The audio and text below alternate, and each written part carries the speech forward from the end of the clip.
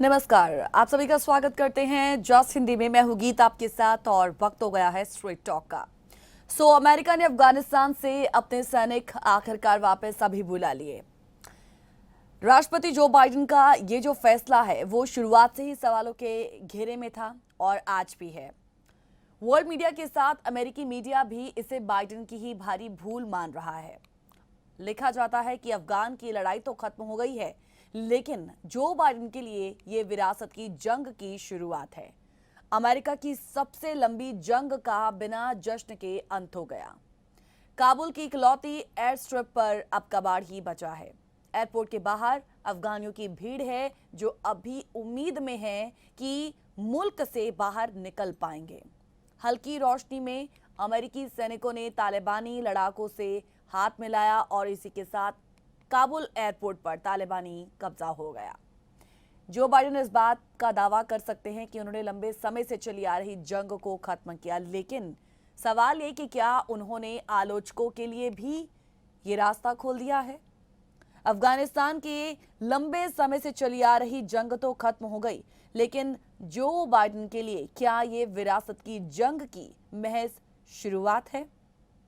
America ने काबुल में IS के हमले का बदला तो ले लिया, आईएसआईएस के हमले का बदला तो ले लिया, पर अब आगे क्या होगा, आगे वो क्या करेगा। सालों के युद्ध के बाद भी अफगान अनिश्चित दौर में है आज, और वहां डर है कि अब आगे क्या होगा, क्योंकि एक अनिश्चितता सी बनी हुई है, एक अनसर्टेनिटी सी बनी हुई है।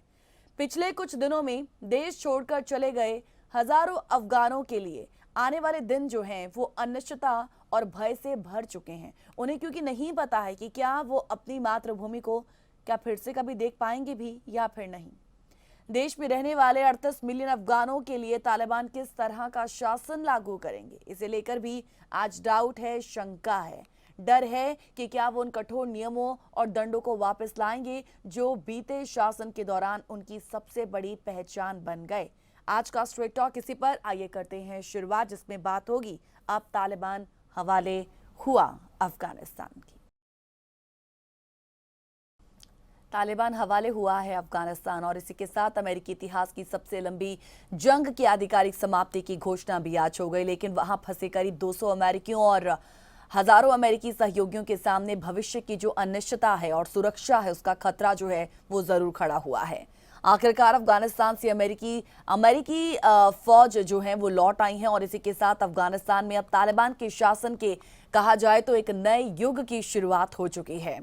ब्रिटेन के पूर्व chief of defence staff Lord David Richard ने अफगानिस्तान में अमेरिकी और ब्रिटिश कदमों की कड़ी आलोचना की है और कहा है कि बहुत सारी जानें गई, केवल सैनिक नहीं बहुत सारे अफगानी भी मारे गए। अब हजारों अफगानिस्तानी नागरिक जो हैं वो उम्मीद खो चुके हैं। सबसे बड़ी बात यह कि अब आगे होगा क्या। आज जो सवाल हम अपने व्यूअर्स के लिए लेकर आए हैं और हम चाहेंगे कि वो सवाल जरा आप भी देखें, गौर से उन्हें भी पढ़ें और उसके बाद अपने विचार हमारे साथ जरूर आप साझा कर सकते हैं। हमें कॉल कर इस मंच का हिस्सा बन सकते हैं। आइए सीधे सवालों पर नजर डालते हैं। सबसे पहला सवाल कि अफगानिस्तान से अब अमेरिका पूरी तरीके से निकल चुका है, अब आगे क्या। सवाल ये भी कि अमेरिका, सोवियत और ब्रिटिश, अफगानिस्तान में ये महाशक्तियां अब तक क्यों हारी हैं। अफगानिस्तान पर शासन करना इन महाशक्तियों के लिए लगभग असंभव सा क्यों हो गया है। सवाल ये भी कि हार का सीधा असर जो बाइडेन की छवि पर भी है। अब अमेरिकी राष्ट्रपति अब इस परिप्रेक्ष्य में कैसे याद रखे जाएंगे। सवाल ये भी कि दुनिया में अब तालिबान के युद्ध की कीमत क्या होगी।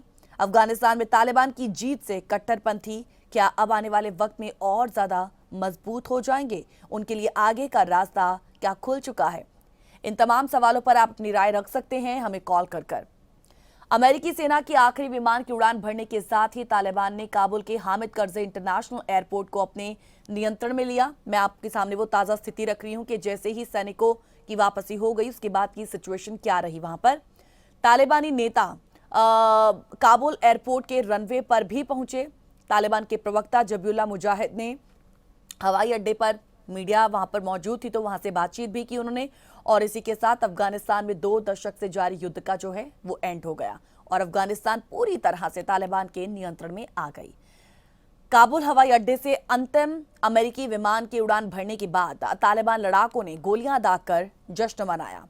काबुल की सड़कों पर जश्न मनाते हुए देखे गए, आतिशबाजी करते हुए देखे गए। तालिबान की तस्वीरें और वीडियो सोशल मीडिया पर मौजूद हैं। अमेरिका ने आखिरी विमान की उड़ान भरने के बाद घोषणा करी कि अफगानिस्तान में उसका मिशन समाप्त हो गया। 20 साल तक चले युद्ध के बाद अफगानिस्तान से अमेरिका की वापसी तो हो गई, लेकिन अफगानिस्तान में तालिबान के शासन को लेकर एक अनिश्चितता आज बन गई है। काबुल हवाई अड्डे पर कब्जे की घोषणा से पहले तालिबान के फतेह जवाक इकाई के लड़ाकों ने हवा में हथियार उठाकर सेलिब्रेशन किया। तालिबान के फतेह जवाक इकाई के लड़ाके अमेरिका के छोड़े गए इक्विपमेंट्स और दूसरी चीजों का निरीक्षण करते हुए नजर आए और कुछ और भी वीडियो सामने आए जिनमें तालिबान लड़ाके अपनी मशीन गनों से खुशी में फायरिंग करते नजर आए और तस्वीरें खिंचाते नजर आए और एक तरीके का ही उनका जश्न था और एयरपोर्ट के बाकी हिस्सों की तलाशी भी लगातार ली गई। सबसे पहले हम यहाँ पर रुक करेंगे अमेरिका के उन तमाम बड़े लीडर्स का जिन्होंने अमेरिका के ट्रूप्स की वापसी के बाद जो है देश को संबोधन दिया, उस स्थिति के बारे में बताया कि ये जो जंग है खत्म हुई है, हमने अभी तक अफगानिस्तान को क्या क्या दिया और अब आगे की हमारी सिचुएशन क्या होगी, हमारी आगे की रणनीति क्या होगी। सबसे पहले हम जो बाइडेन के उस संबोधन को सुनेंगे। Americans, the war in Afghanistan is now over. I'm the fourth president who has faced the issue of whether and when to end this war. When I was running for president, I made a commitment to the American people that I would end this war. Today, I've honored that commitment. It was time to be honest with the American people again. We no longer had a clear purpose in an open-ended mission in Afghanistan. After 20 years of war in Afghanistan, I refused to send another generation of America's sons and daughters to fight a war that should have ended long ago. After more than $2 trillion spent in Afghanistan, the cost that researchers at Brown University estimated would be over $300 million a day for 20 years in Afghanistan, for 2 decades. Yes, the American people should hear this. $300 million a day for 2 decades.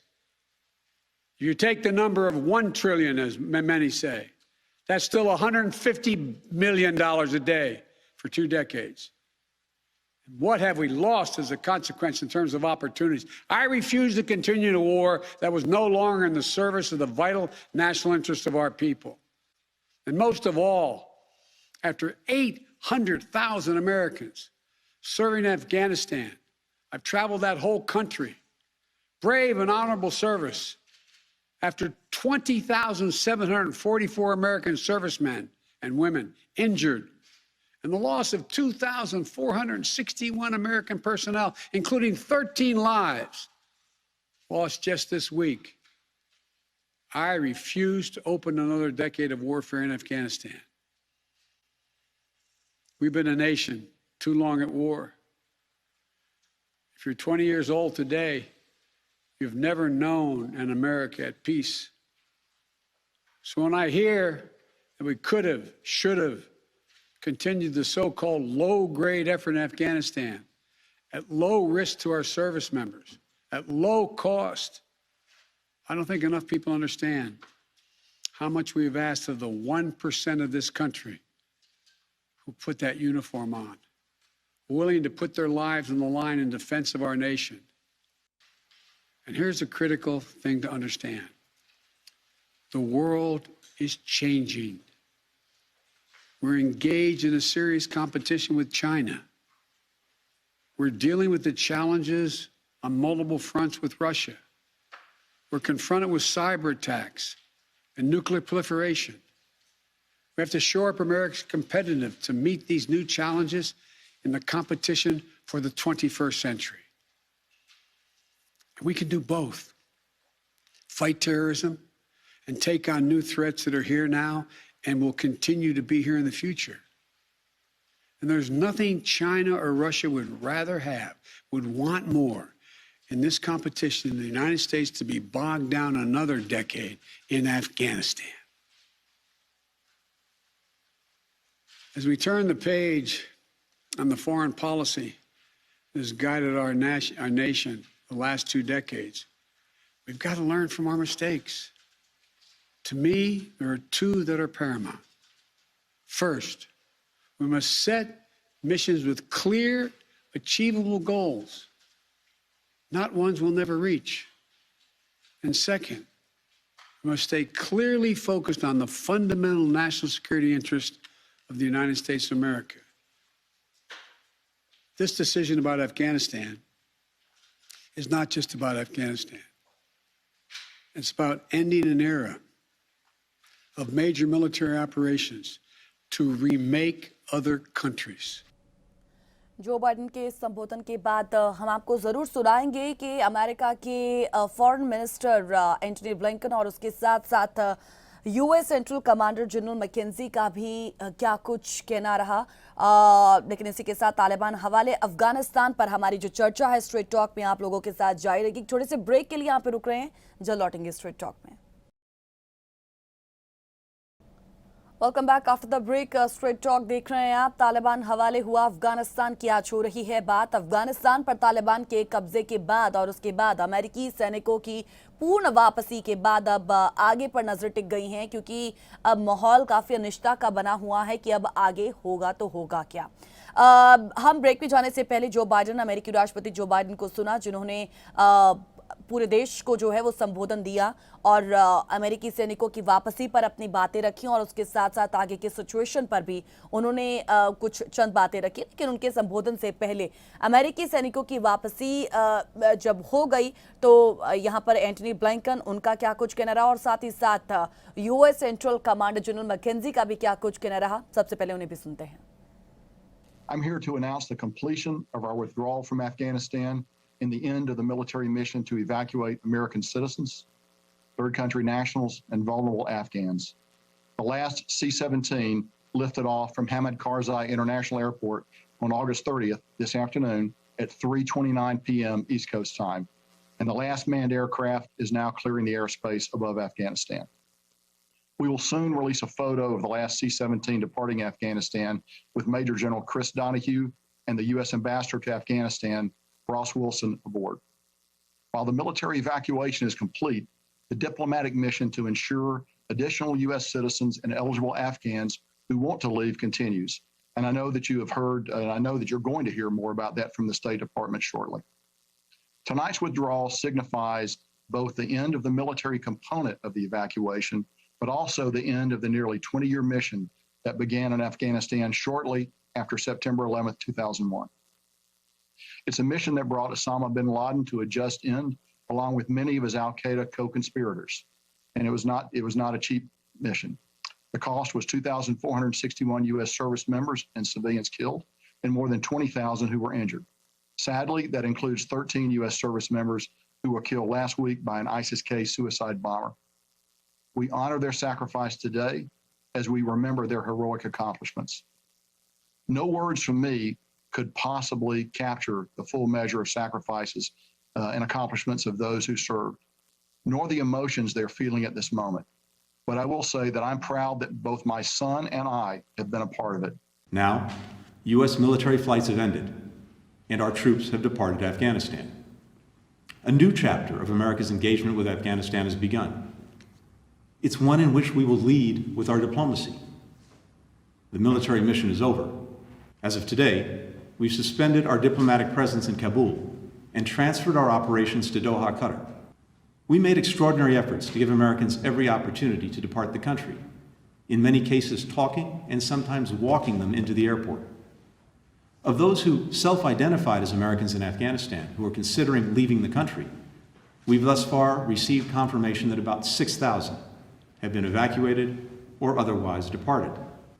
We believe there are still a small number of Americans, under 200 and likely closer to 100, who remain in Afghanistan and want to leave.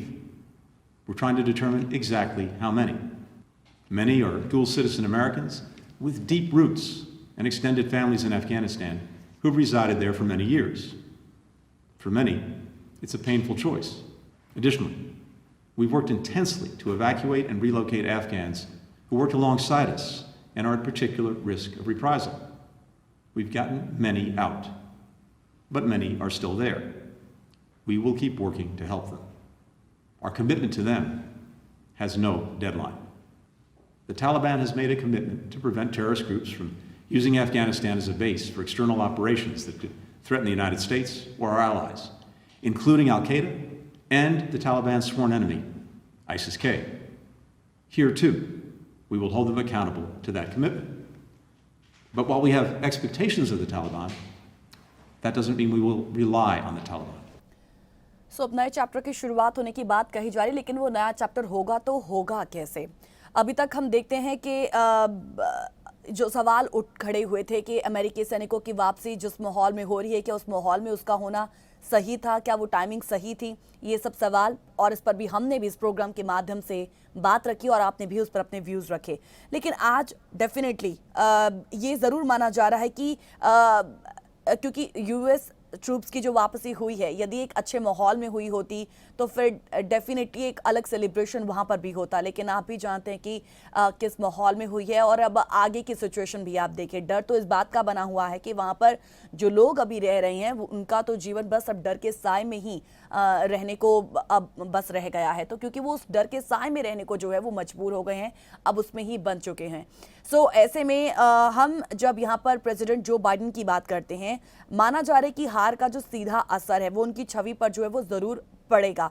सो ऐसे में जब हम अफगानिस्तान में तालिबान की सुराज की बात करते हैं और साथ साथ अमेरिकी सैनिकों की वापसी, वो जो अध्याय है 20 सालों बाद वो अब खत्म हो चुका है। सो ये जो एक सिचुएशन है, सिचुएशन के बाद प्रेसिडेंट जो बाइडेन जो है उन्हें किस तरीके से याद रखा जाएगा, और सबसे बड़ी बात यह कि दुनिया में अब आगे तालिबान के युद्ध की जो कीमत है वो किस तरीके की होगी। और एक अहम सवाल आज हम ये भी लेकर आए हैं कि ये जो महाशक्तियां हैं, चाहे हम बात अमेरिका की करें, चाहे हम बात सोवियत की करें, चाहे हम बात ब्रिटिश की करें, ये जो तमाम बड़ी शक्तियां हैं वो अक्सर अफगानिस्तान में हमेशा से क्यों हारती आई हैं? लगभग इनके लिए भी अफगानिस्तान को जीतना इतना असंभव सा क्यों हो गया है? ऐसी क्या चुनौतियां हैं? और आज भी हम वही सिचुएशन देख रहे हैं जब अमेरिका को देखिए मायूस होकर अपने ट्रूप्स की वापसी को जो है वो बुलाना पड़े। भले ही आज वो इसे किसी अलग संदर्भ में पेश करने की कोशिश कर रहे हो, लेकिन पूरी दुनिया जानती है कि इस वक्त अफगानिस्तान में क्या क्या हुआ है, पिछले 1.5 महीने से वहां पर क्या क्या हो रहा है। और ऐसे में 15 अगस्त, उसके बाद तो तालिबान का राज, और फिर अब तो सिर्फ एक अनिश्चितता, एक अनसर्टेनिटी का जो माहौल है वो लगातार बना हुआ है। Definitely it was important, troops की वापसी भी इम्पॉर्टेंट थी, लेकिन ये जिस माहौल में हुई है उसके बाद ही लगातार बड़े सवाल उठ खड़े हुए हैं। तो ऐसे में क्या ये जो एक काला धब्बा बनकर रह जाएगा उनकी सरकार के लिए, जो बाइडेन की सरकार के लिए, जो बाइडेन के ऊपर? इस पर अपनी राय हमारे साथ जरूर साझा कीजिएगा, अपने विचार हमारे साथ जरूर शेयर कीजिएगा। हम जब अनिश्चितता की बात कर ही रहे हैं, एक तस्वीर मैं आपके सामने रखना चाहूंगी, एक वीडियो आपके सामने रखना चाहूंगी जिसमें अफगानिस्तान पर तालिबान के कब्जे के बाद for the very first time Kandahar में एक ब्लैक हॉक हेलीकॉप्टर जो है वो देखा गया। जब ये हेलीकॉप्टर देखा गया तो लोगों ने सवाल किया कि इसे उड़ा कौन रहा है। अब सामने एक और वीडियो में देखा गया कि एक शख्स को ऐसे ही उड़ते हेलीकॉप्टर से भी लटकाया गया। आई होप वो वीडियो आपने भी जरूर देखा होगा, लेकिन इस बात की पुष्टि नहीं की गई कि ये जो शख्स है वो जिंदा था, और यदि जिंदा था वो कौन था। हालांकि कुछ रिपोर्ट्स में दावा किया गया कि वो किसी अमेरिकी का शव हो सकता है, और जानकारी ये भी आई कि अफगानिस्तान में अमेरिका की मदद करने वाले शख्स को ये दरअसल सजा दी गई। इससे पहले सोशल मीडिया पर भी वीडियो सामने आने के बाद ये सवाल खड़े किए गए कि क्या तालिबान जो लड़ाके वो इतने ट्रेंड हो चुके हैं कि वो अमेरिका के इस सबसे प्रसिद्ध हेलीकॉप्टर ब्लैक हॉक को ऑपरेट कर पाए। अब इससे पहले भी कई वीडियोस और तस्वीरों में तालिबान लड़ाके अफगान सेना के हेलीकॉप्टर्स और जहाजों के साथ नजर आ चुके हैं। कंधार के गवर्नर हाउस पर अभी तालिबान का कब्जा है। ऐसे में इस बात की बेहद कम संभावना है कि अमेरिकी सैनिक इस हेलीकॉप्टर को ऑपरेट कर रहे हो। अगर नीचे तालिबान है तो अमेरिका के अपने हेलीकॉप्टर उतारने का कोई मतलब नहीं बनता। वैसे में अगर तालिबान का कोई लड़ाका अत्याधुनिक तकनीक से लैस हेलीकॉप्टर को उड़ा रहा है, डेफिनेटली ये पूरी दुनिया के लिए चिंता की बात है। अफगानिस्तान छोड़ने से पहले अमेरिकी सैनिकों ने काबुल एयरपोर्ट के हैंगर में खड़े ढेरों हेलीकॉप्टर्स और बख्तरबंद गाड़ियों को निष्क्रिय कर दिया, उन्हें डिसमेंटल कर दिया ताकि तालिबानी जो है वो उसे इस्तेमाल ना कर पाए। और ट्विटर पर शेयर किए गए एक वीडियो में देखा जा सकता है कि अमेरिकी का आखिरी फ्लाइट के उड़ान भरने के कुछ देर बाद ही तालिबान लड़ाके जो हैं वो काबुल एयरपोर्ट के हैंगर में दाखिल हो गए और वहां खड़े अमेरिकी सैनिकों के चिनूक, हेलीकॉप्टर, इन सब की जो है एक तरीके की इन्वेस्टिगेशन करना उन्होंने शुरू कर दिया। अमेरिकी सेना ने कई एयरक्राफ्ट, बख्तरबंद गाड़ियों और हाईटेक रॉकेट डिफेंस सिस्टम को आपको बता दें कि निष्क्रिय कर दिया है और ऐसे में अब वो सभी जो चीजें हैं वो तालिबान लड़ाकों के लिए किसी भी काम की नहीं रहेंगी। अमेरिका के राष्ट्रपति जो बाइडेन ने पहली बार संबोधित किया और जो बाइडेन ने अफगानिस्तान से फौज की वापसी के बाद राष्ट्र को एड्रेस करते हुए कहा कि अब हमारा मिशन जो है वो सफल रहा। हमने अफगानिस्तान में 20 साल तक शांति बनाए रखी। अब हमने जो काम किया है वो कोई और नहीं कर सकता था।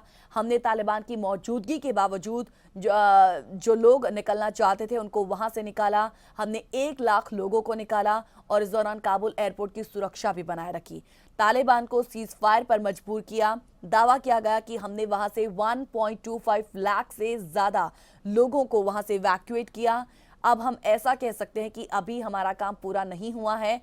2 डेकेड पहले की परिस्थितियों में हमने जो उचित समझा वो निर्णय लिया। हम चीन से प्रतिस्पर्धा का सामना कर रहे हैं। चीन और रूस हमारे साथ इस कंपटीशन में आगे लगातार बढ़ रहे हैं और अब हमारा मिशन बहुत क्लियर होना चाहिए और मूल सिद्धांत अमेरिका के हित के आधार पर होना चाहिए। 14 अगस्त को तालिबान ने काबुल पर कब्जा कर लिया था, जिसके बाद बड़ी संख्या में लोगों को अफगानिस्तान से बाहर निकाला गया। आपने देखा कि जनरल मैकेंजी ने भी कहा कि अमेरिका और उसके सहयोगी देशों के गठबंधन ने कुल मिलाकर लगभग 1.25 लाख नागरिकों को अफगानिस्तान से बाहर निकाला और इसका मतलब ये हुआ कि हर रोज करीब 7,500 से अधिक लोग अफगानिस्तान छोड़कर गए। अमेरिका के विदेश मंत्री एंटनी ब्लिंकन, उनको भी आपने सुना, जिन्होंने अफगानिस्तान से अमेरिका की पूर्ण वापसी के मौके पर कहा कि अफगानिस्तान से लोगों को निकालना अमेरिका के लिए एक बड़ा चैलेंज था और इस बड़े पैमाने पर अंजाम इसे ऐसे दिया गया है, एक सैन्य, राजनयिक और मानवीय अभियान इसे बताया गया है। और इसी के साथ अब एक नए चैप्टर की शुरुआत हो गई है। सैन्य मिशन खत्म हुआ, एक नया राजनयिक मिशन शुरू हुआ है। और अपने संबोधन में उन्होंने ये भी कहा कि तालिबान को अब अपनी वैधता हासिल करने की जरूरत है और इस बात का फैसला अब इसी से आगे होगा कि उन्होंने नागरिकों के प्रति अपनी प्रतिस्पर्धाओं और दायित्वों को किस हद तक पूरा किया है। अब तालिबान के लिए भी उस हुकूमत को वहां पर बनाना, और सबसे इंपॉर्टेंट बात, हुकूमत बना ली लेकिन उसको लंबे समय तक कायम रखना, ये उनके लिए सबसे बड़ा चैलेंज होगा। और एक हुकूमत को लंबे समय तक कायम करने के लिए जो तमाम देश, दुनिया के तमाम देश हैं, उनका एक बड़ा सपोर्ट मिलना भी जरूरी होता है। लेकिन अभी कुछ ही कंट्रीज का सपोर्ट उन्हें है। लेकिन ऐसे में जो देश अभी फिलहाल उनके सपोर्ट में नहीं है, उनका रुख जो है वो आगे आने वाले वक्त में कैसा होगा। Definitely most of the countries Taliban के साथ तभी काम करना पसंद करेंगे जब तालिबान वहां पर एक समावेशी सरकार बनाएगा, जिसका वायदा भी उन्होंने बहुत शुरुआत में किया था जब उन्होंने अफगानिस्तान पर अपना राज कर लिया 15 अगस्त के बाद। लेकिन उसके बाद से लेकर अब तक हम देखते हैं कि शरिया कानून लागू होने के साथ साथ तमाम और भी पाबंदियां, बच्चों की एजुकेशन, उसमें भी बड़ा बदलाव कर दिया गया। और भी बड़े बदलाव जो हैं वो हमने देखे इन दिनों में और आगे भी उन बदलावों के होने की पूरी आशंका नजर आती है। ऐसे में एक समावेशी सरकार बनाने के लिए वहां पर लोगों का विश्वास जीतना, लोगों को अपने विश्वास में लेना, वहां पर जिस तरीके से अभी वो लोग डर के साए में जी रहे हैं उस डर को खत्म करना, ये सब तालिबान और उनकी बनने वाली सरकार के लिए एक सबसे बड़ा चैलेंजिंग फैक्टर होगा, क्योंकि बंदूक के दम पर आप किसी देश को चला नहीं सकते हैं। वैसे में सबसे बड़ा चैलेंज उनके लिए होगा आने वाले वक्त में कि अब इन चीजों को वो हैंडल कैसे करेंगे। डेफिनेटली ये नया चैप्टर अमेरिका के लिए भी शुरू हुआ है राजनयिक तौर पर, और दूसरी बात, तालिबान के लिए भी एक नया चैप्टर अफगानिस्तान में जरूर शुरू हुआ है। लेकिन अब इस नए चैप्टर के साथ साथ जो मुश्किलें हैं वो और कैसे बढ़ गई हैं, हम चाहेंगे कि आप इस पर अपने विचार हमारे साथ जरूर साझा करें। एक और छोटे से ब्रेक के लिए यहाँ पे रुक रहे हैं, जल्द लौटेंगे स्ट्रेट टॉक में। तालिबान हवाले हुआ अफगानिस्तान पर आज बात स्ट्रेट टॉक में हो रही है। Welcome back after the break. सालों के युद्ध के बाद भी अफगान अनिश्चित दौर में है आज, और वहां डर है कि अब आगे होगा तो होगा क्या। पिछले कुछ दिनों में देश छोड़कर चले गए हजारों अफगानों के लिए आने वाले दिन अनिश्चितता और भय से भरे हैं। उन्हें नहीं पता कि क्या वो अपनी मातृभूमि को फिर से कभी देख पाएंगे या नहीं। देश में रहने वाले 38 मिलियन अफगानों के लिए तालिबान किस तरह का शासन लागू करेंगे इसे लेकर आज डाउट है, शंका है, डर है कि क्या वो उन कठोर नियमों और दंडों को वापस लाएंगे जो बीते शासन के दौरान उनकी सबसे बड़ी पहचान आज बन गए थे। हालांकि वो एक बड़े बदलाव का दावा कर चुके हैं। अफगानिस्तान के कई ग्रामीण इलाकों में लोगों का मानना है कि तालिबान पहले से कहीं अधिक खतरनाक हो चुका है।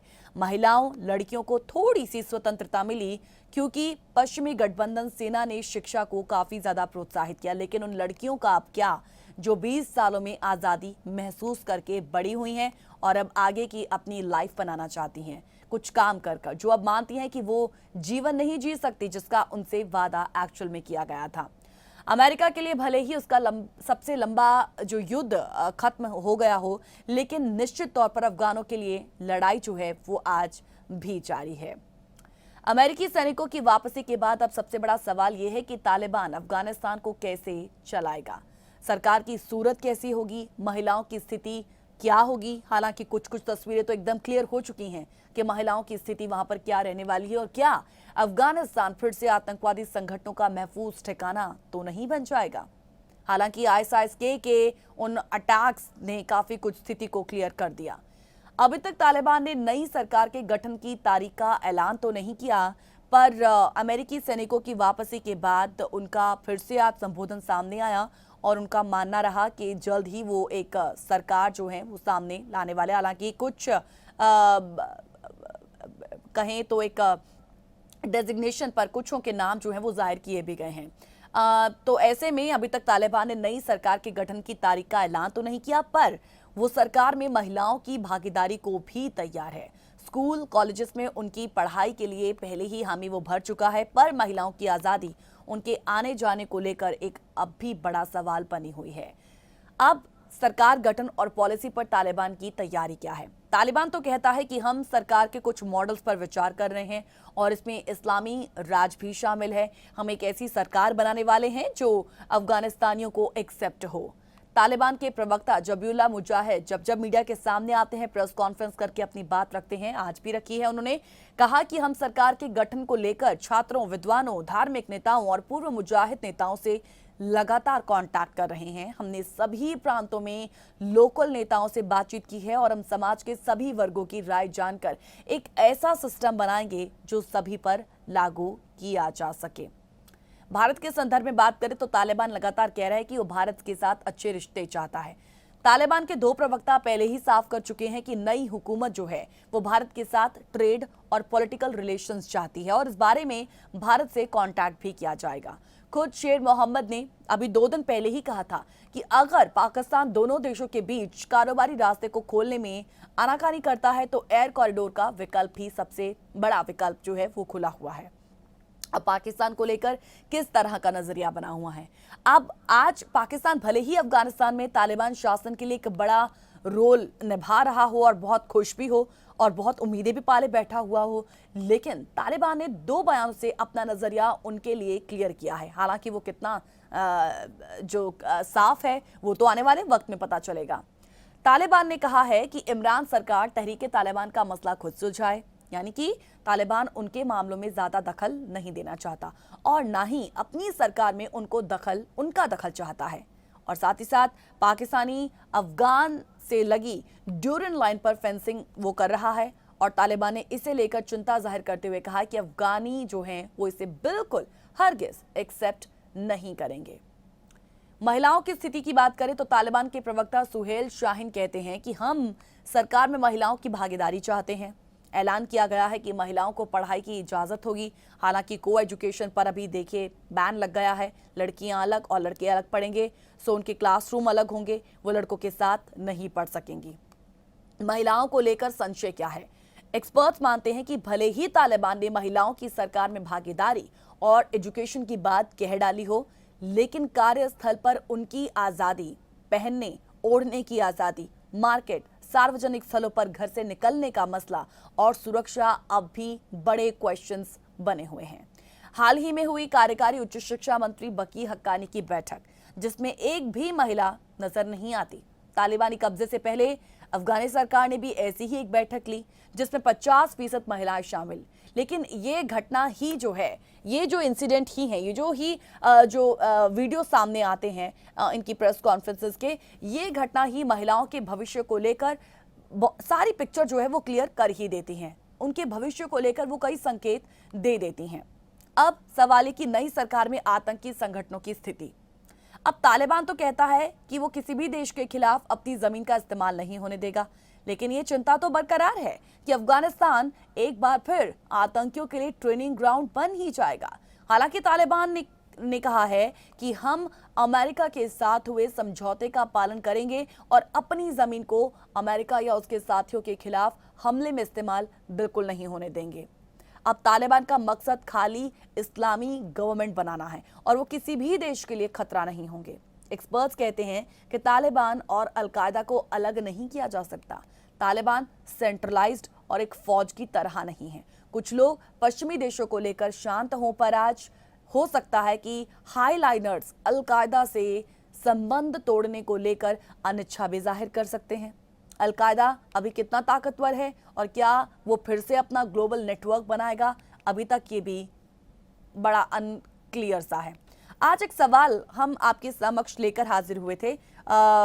हम चाहेंगे कि आप उस पर भी अपनी राय ज़रूर रखें कि चाहे जब हम बात उन बड़ी शक्तियों की करते हैं, मेन पार्ट्स की करते हैं, यानी कि अमेरिका, सोवियत, ब्रिटिश, हम देखते हैं कि इनका जो समय यहाँ पर रहा है वो अफगानिस्तान में रहा है, वो काफ़ी ज़्यादा डिफ़िकल्ट रहा है। ऐसे में आज अब अमेरिका की बारी, जब अमेरिका का यहाँ पर भी जो चैप्टर है अफगानिस्तान में वो ख़त्म हुआ है, ऐसे में ये जो महाशक्तियाँ हैं वो अक्सर क्यों हारती नज़र आई, इनकी वजह क्या है? अफगानिस्तान देखिए इस वक्त तालिबान के कब्जे में है और 20 साल तक अमेरिका तालिबान से लड़ा, पर अंत में उसने तालिबान से ही समझौता करके अपनी सेना को जो है वो वापस बुला लिया। अमेरिकी सेना के वापस लौटने के चंद दिनों बाद ही तालिबान जो है वो अफगानिस्तान पर काबिज हुआ था। और भले ही अमेरिकी राष्ट्रपति कहते हों कि अफगानी खुद तालिबान से लड़ना नहीं चाहते, लेकिन अफगानिस्तान की जटिल परिस्थितियों का इतना आसान जवाब हरगिज नहीं हो सकता। सच्चाई शायद आज ये है कि अफगानिस्तान को साम्राज्यों का कब्रिस्तान कहा जाता है। कभी कोई महाशक्ति यहाँ पर कामयाब नहीं हो पाई है, क्योंकि एक लंबी लड़ाई लड़ने के बाद भी हम देखते हैं कि अमेरिकी सेना भी वापस लौटी। क्यों लौटी, ये एक सबसे बड़ा सवाल। लेकिन इस सवाल का जवाब खोजने से पहले ये जानना जरूरी हो जाता है कि ये पहला मौका नहीं है जब कोई इतनी बड़ी महाशक्ति 2 डेकेड्स तक अफगानिस्तान में रहने के बाद वापस लौटी हो, वो भी खाली हाथ। चाहे वो अमेरिका हो, ब्रिटेन हो या फिर सोवियत संघ ही क्यों ना हो। हम देखते हैं कि इन तीनों ने ही, सबने अफगानी सत्ता का न सिर्फ एक ख्वाब देखा था, बल्कि इसे पाने के लिए दशकों जंग भी लड़ी। लेकिन अफगानिस्तान पर स्थायी रूप से शासन आज तक कोई नहीं कर सका। अमेरिका के जाने के बाद अब आपके सामने ही वो सारी सिचुएशन है, सारी की सारी सिचुएशन काफी क्लियर है और बहुत कुछ कह जाती है।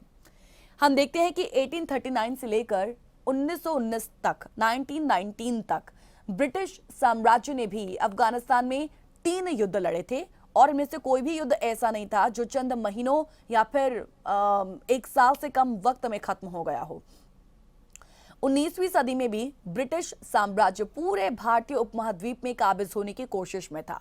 पंजाब को वो अपने कब्जे में कर चुका था और अफगानिस्तान अगला लक्ष्य था। और उस टाइम के सियासी भूगोल के मुताबिक पंजाब और अफगानिस्तान की सीमाएं जो हैं वो आपस में मिलती थी। लेकिन ब्रिटेन के लिए अफगानिस्तान पर अपना साम्राज्य स्थापित करना ये इजी नहीं था। वजह थी रूस। ब्रिटेन के अफगानिस्तान की ओर बढ़ने से रूस को अपनी सुरक्षा के लिए खतरा महसूस होने लगा और अब रूस का मकसद था ब्रिटेन को रोकना। नतीजा ये हुआ कि अफगानिस्तान में 3 युद्ध लड़ने के बाद भी ब्रिटेन अफगानिस्तान पर कभी भी स्थायी रूप से काबिज नहीं हो सका। दक्षिण एशिया से ब्रिटिश साम्राज्य का खात्मा होते ही अफगानिस्तान स्वतंत्र हुआ और मोहम्मद जहीर शाह अफगानिस्तान के शासक बन गए। दूसरे विश्व युद्ध के बाद भी सोवियत संघ एक महाशक्ति के रूप में उभर रहा था और उनकी सिचुएशन क्या रही उनका जिक्र भी मैं जरूर करूंगी, लेकिन फिलहाल एक और छोटे से ब्रेक के लिए यहाँ पे रुक रहे हैं, जल्द लौटेंगे।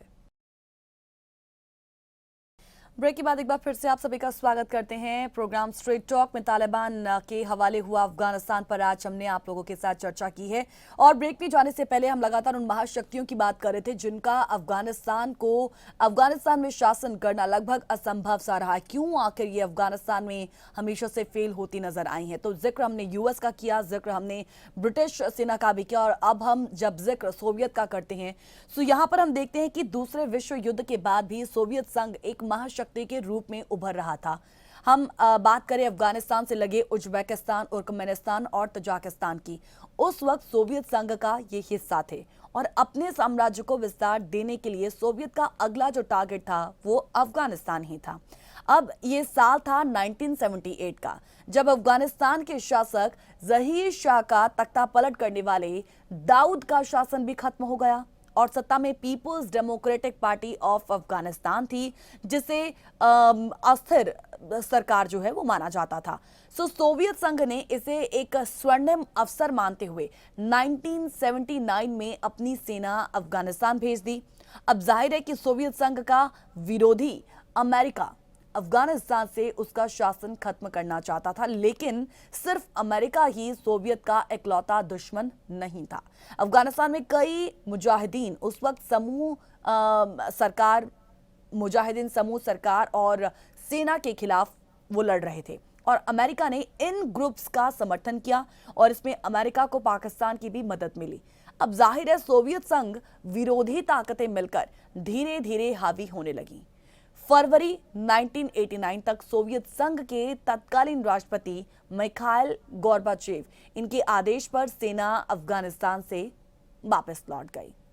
सो हम देखते हैं कि इन वजहों से दूसरे देशों के लिए काफी मुश्किल है अफगानिस्तान पर कब्जा करना, अफगानिस्तान पर शासन करना इन महाशक्तियों के लिए असंभव क्यों है? इसका सीधा सा जवाब ये आता है कि अफगानिस्तान का जो नक्शा है वो देखकर ही मिलता है। अफगानिस्तान 6 देशों से घिरा है, चीन, पाकिस्तान, ईरान, तुर्कमेनिस्तान, उज्बेकिस्तान और तजाकिस्तान। और अब जिस देश की सीमा 6 देशों से लगी हो वहां आप सीधा धावा बोलकर कभी भी कब्जा नहीं कर सकते। सो इन 6 देशों में से कम किसी एक का पूरी तरह समर्थन होना बड़ा जरूरी हो जाता है, क्योंकि सड़क के रास्ते अफगानिस्तान पहुंचने के लिए इनमें से किसी एक देश से आक्रमण करने वाली सेना को गुजरना होता है। नमस्कार भास्कर जी, बहुत बहुत स्वागत है आपका स्ट्रेट टॉक में। नमस्कार गीत जी, मेरी कॉल लेने के लिए। जी सर, वक्त भी कम है तो जल्दी से अपनी बात रखिएगा क्योंकि लास्ट सेगमेंट है ये हमारा। जी जी जी जी मुझे पता है। हालांकि ये आपके ये क्वेश्चन ऐसे हैं कि इनमें तो पूरा ये एक सेशन हो सकता है the way it is, but लेकिन मैं इसको थोड़ा ब्रीफ में बता देता हूँ। इसको 2 लाइन में ही कोशिश करता हूँ मैं इसको, अगर कोई लिंक बन जाएगा, कोई समझ आ जाएगा। जी सर, जी बिल्कुल। अच्छा देखिए जी, तो मुझे उसमें पहले तो ये जो यूएस प्रेसिडेंट ने जो बोला है, देखिए वो बहुत ठीक बोला है कि हमने इतना पैसा बर्बाद किया, 20 साल तक किया और एक रेत की दीवार खड़ी करते रहे जो खड़ी हो ही नहीं रही। ये तो पहले दूसरे तीसरे साल में रिव्यू हो जाना चाहिए था कि ये हम इस तरफ थोड़ा कर रहे हैं, ये हो क्या रहा है।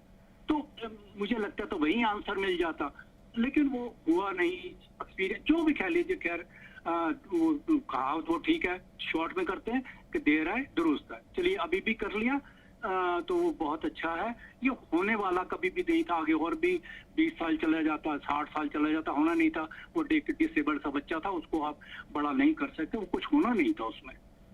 अच्छा, तो अब दूसरा एक में और जो जरूरी जो बड़ा मुझे दिखाई दे रहा है, ये जो आपने अभी बोला कि इसका आंसर क्या है कि कोई भी महाशक्तियां नहीं वहां टिक पाई, जीत पाई। बिल्कुल ठीक है, वो जीत भी नहीं पाएंगी, कोई भी नहीं जीत पाएगा। The reason is very simple. पहले तो छोटा सा रीजन बता देता हूँ कि अब देखिए कि अब जैसे मान लीजिए पहले ब्रिटिशर्स आए, तो अब उनको भाई कहीं ब्रिटिशर्स ना रह जाए, तो सोवियत ने उनकी टांग खींची थ्रू पाकिस्तान, ये जो उस एरिया में लोग थे। फिर वो सोवियत आ गए तो उनकी टांग खींची अमेरिकन ने, वो भी पाकिस्तान के थ्रू से। अब क्योंकि अमेरिका आ गया, अब इसकी टांग खींची फिर यूएस ने, रशिया ने, पाकिस्तान की वजह से। तो एक पहला तो एक बड़ा ही एक इजी वे बना दिया गया इनको गिराने का कि ये कोई भी इन तीनों चारों महाशक्तियां, चाहे दूसरा भी आ जाएगा, कोई तीसरा भी आ जाएगा, ठीक है, क्योंकि एक कोई ना कोई एक ऐसा होगा जो उसको खींच देगा। तो वो होने वाला ही नहीं था। ये बिल्कुल क्रिस्टल क्लियर कार, देखे या ना देखे ये उसकी मर्जी है, वो देख सकता है तो देख ले।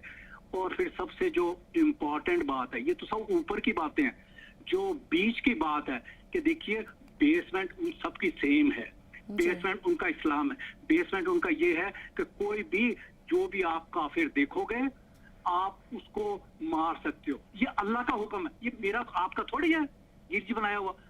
आप उन्होंने ये उस पर पढ़ लीजिए, ये तो आना चाहिए ताकि दूसरे लोग जो है ना धोखे में ना रहें। ये जो सो कॉल्ड सेकुलर खालिस्तानी और दूसरे जो इधर उधर बने फिरते हैं ना, अगर थोड़ा सा भी अकल कर लेना। अब देखिए क्या हुआ कि अब पाकिस्तान में जितने भी मुस्लिम हिंदू सिख थे उन खत्म हो गए। किसी सेकुलर की दूसरे की खालिस्तानी की जरूरत नहीं पड़ी बोलने की कि ये क्या हो गया। और वहां से जाके बल्कि गले के जाके हार पर डालने लग गए दूसरे, उनके जर्नल के और उनके प्राइम मिनिस्टर के। शर्म आनी चाहिए, ठीक है, हमारे यहाँ तो ये लोग क्या कर रहे हैं, हम जाके गले का हार उनके पैरों में पड़ रहे हैं, उनके गद्दों में साथ जाके लेटे हुए हैं। और फिर वो जाके उनकी वो मूर्ति एक महाराजा रजीसी की जाके तोड़ रहे। किसी की ताकत नहीं है चू चपड़ करने की। मैं तो हैरान हो रहा हूँ इन सेकुलरों पर, ये खालिस्तानियों पर। और वहां से बेचारे वहां गुरुद्वारों ने क्या बना बिगाड़ा वहां पर, क्या नाम, अफगानिस्तान में। वहां पर हमें भले कि नंगे पार बच के बड़ी मुश्किल से आना पड़ा। किसी की ताकत नहीं है, कहता भाई वो डूब मरने वाली बात है, वो ये जो सेकुलर दूसरे वाले हमारे लिए मर रहे हैं, ये तुम इसको भी कर दोगे, वो क्या मुंह छुपाएंगे। पर अब किसी की जी ताकत नहीं है वो बोले कि ये गलत हो रहा है। ये मैं इनकी आप बकरियां उधेड़ रहा हूँ, ये थोड़ी भी ये अकल है ना कि खालिस्तानियों में और ये जो सेकुलरों में, थोड़ा देख लें कि ये क्या हुआ। बोलने की ताकत तक नहीं, बचाओगे तो क्या हुआ नहीं। तो मेरा ये कहने का मतलब ये है कि उनके बेसमेंट में ये है, तो इसलिए वहां कोई जीत नहीं सकता। वो आपस में कैसे भी रहेंगे, ऊपर से तो वो जरूर हटा देंगे, मुझे हटा देंगे, आपको हटा देंगे, किसी दूसरे को हटा देंगे, और किसी को आने नहीं देंगे, क्योंकि वो एक फाउंडेशन उनकी वो है। That we have to understand. अगर नहीं समझेंगे तो वो हमारी इच्छा तो हम गिरते रहेंगे, अपनी जूतियां खाते रहेंगे, चोट खाते रहेंगे, वो हमारी इच्छा, हमारी अपनी बेवकूफी है। तो अब देखिए जो कंट्रोल की बात है, तो वो देखिए वहाँ बहुत सारे सेक्शंस हैं। ये तो अभी इन्हें भी कंट्रोल किया है इन्होंने एयरपोर्ट पर। बाकी सारा कंट्री रन करना, एक्सपेंस करना, वो शायद अभी इनके बस का नहीं होगा, पैसा भी नहीं है। फिर वो जिस हिसाब से वो बिहेव कर रहे हैं, तो वो फिर दूसरे सेक्शन भी हैं वहाँ पर, महाजिर हैं, वो या दूसरे कितने ही उनके कबीले हैं, तो वो भी अब वो क्योंकि ये यूएस बाहर आ गया है, तो वो अब देखिए वो भी अपना हिस्सा मांगेंगे। वो बिल्कुल सर, वो वहाँ पे भी एक्टिव होंगे धीरे। जी ठीक है जी। अच्छा, हाँ जी। तो फिर वो भी मांगेंगे। अभी तो ये शुरुआत हुई है ना। तो मुझे लगता है कि वो एक वेरी लाइकली है कि वहाँ एक गृह युद्ध का लगेगा, क्योंकि आसानी, और फिर इनके ऊपर कोई एक्सपीरियंस भी नहीं है। चलिए होता तो बड़े पढ़े लिखे होते या कुछ होता, कोई चलो इनको बड़ा एक्सपीरियंस है। ये तो वो एक फाउंडेशन आई है कि हमने लूट मार ही करनी है, वही टेंटों से ये शुरू हुआ है। मुझे अगर कोई ऐसा हो मौका मिले तो ऐसा करिए कि शुरू का कैसे हुआ, तो हमें आप सबको आसानी हो जाएगी इनको समझने की, तो बहुत दिक्कत नहीं होगी। तो इनको कोई एक्सपीरियंस चलिए शायद आप। जी सर, बिल्कुल, हमारे पास समय की कमी, इसलिए आपको पहले ही ये इतला कर दिया गया था कि समय काफी कम है। चलिए, thank you so much sir अपनी बात हमारे साथ साझा करने के लिए। जी धन्यवाद जी मेरी कॉल लेने के लिए।